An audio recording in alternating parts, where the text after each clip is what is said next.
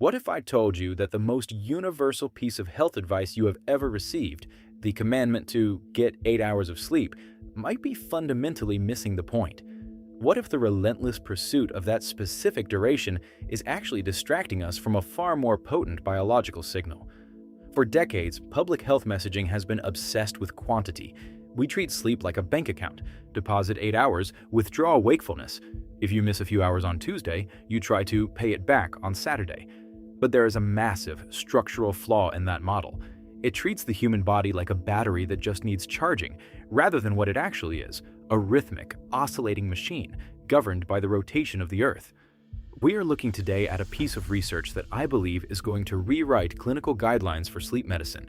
It is a landmark prospective cohort study titled Sleep Regularity is a Stronger Predictor of Mortality Risk Than Sleep Duration, published in the journal Sleep by Daniel Windred, Angus Burns, and their colleagues. This isn't just another paper. It is a signal flare marking the end of the duration-centric era and the beginning of the chronobiological era. To understand the gravity of this, we have to look at where we came from. Welcome to Dr. Evolution's Toolbox. As a medical doctor and synthetic biologist, this podcast is where I share tools we are using to build a better world with biology. As a disclaimer, nothing I say should be considered medical advice. This information is for educational and entertainment purposes only, and these are my views alone and do not necessarily reflect the views of my employer. This podcast is supported by Brain.fm. Between studying medicine, reading patient charts, analyzing hundreds of articles, and preparing for flight test, my ability to focus is my superpower. But in today's world, entering that flow state can feel impossible. That is why I was excited to find Brain.fm. Their evidence-based, neuroscience-engineered music locks me in. They have several peer-reviewed articles funded by the National Science Foundation to back their results. If you're trying to build a better world with biology, why not use science to improve your life? You can start for free with a 30-day trial by using the link in the show notes. Now back to the show. Historically, sleep epidemiology was notoriously soft science. It relied on the U-shaped curve. If you look at a graph of mortality, people who sleep very little die young, and people who sleep too much die young. The bottom of that U-shape, the safe zone, was always 7 to 8 hours. But that data came from subjective questionnaires. It relied on asking people, how much do you sleep? Humans are terrible at answering that. We have recall bias, we lie to ourselves, we conflate time in bed with time asleep. This study changes the game because it leverages the UK Biobank. We aren't looking at surveys here.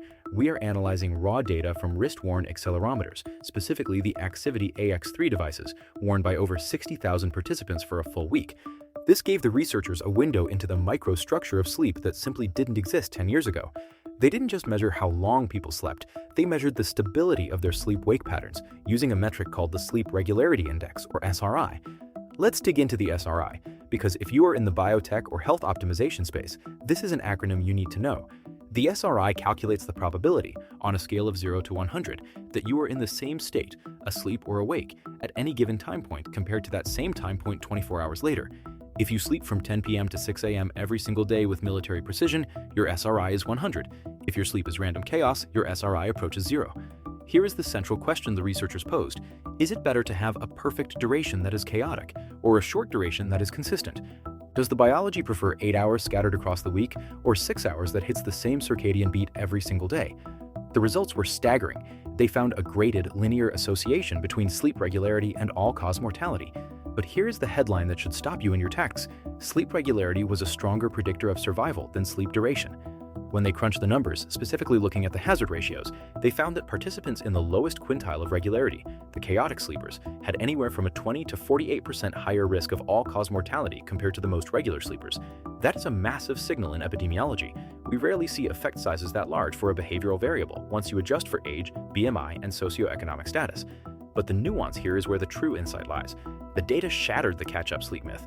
They found that short sleepers, people getting suboptimal minutes but with high SRI, often had better survival outcomes than people getting normal duration with low regularity. Let that sink in.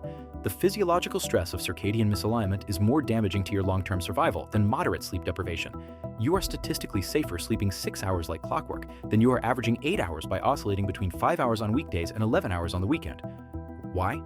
What is the mechanism driving this? To understand this, we have to put on our physician scientist hats. we need to look at the suprachiasmatic nucleus, the SCN. This is the master clock in your hypothalamus. It coordinates the circadian rhythms of every cell in your body, but you also have peripheral clocks in your liver, your pancreas, your adipose tissue, and your heart. When you have high SRI, all these clocks are synchronized. The conductor is waving the baton, and the orchestra is playing in time. Your body knows exactly when to release insulin, when to spike cortisol, when to lower blood pressure. But when you have low SRI, when you introduce social jet lag, you create a state of internal dyssynchrony. The master clock might say it's morning, but the liver clock, confused by your erratic eating and sleeping times, thinks it's the middle of the night. This dyssynchrony triggers a cascade of pathology. The study showed the strongest association was with cardiovascular mortality. This makes perfect sense. Irregular sleep prevents the cardiovascular system from experiencing its normal nocturnal dipping in blood pressure and heart rate.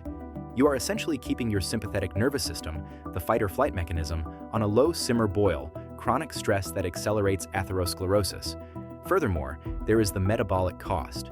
Every time you shift your sleep window, your body has to metabolically reorient. It induces a state of temporary insulin resistance. Do that every weekend for a decade, and you are paving the road to metabolic syndrome and type 2 diabetes independent of what you eat. We also have to talk about cancer. The study found a significant association with sleep irregularity and cancer mortality. This is likely linked to the suppression of melatonin and the chronic activation of inflammatory pathways. Irregularity is an inflammatory state.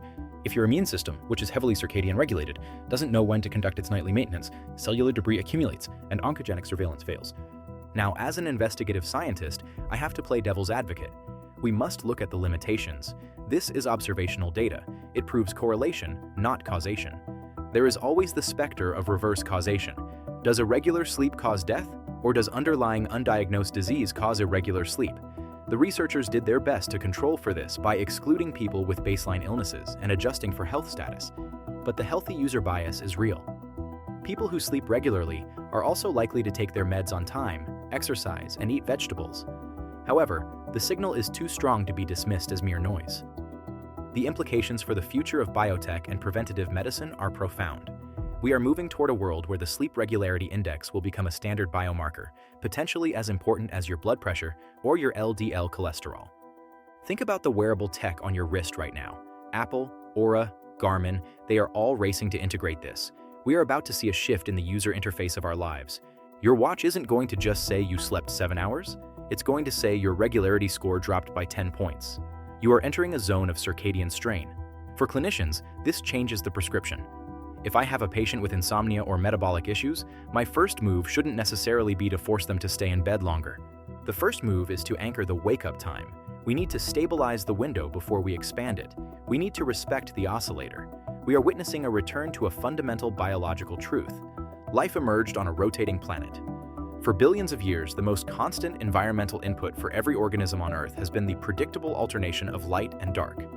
Our biology craves that predictability. This research suggests that when we fight that rhythm, when we treat sleep as a flexible commodity rather than a rigid biological anchor, we pay the ultimate price.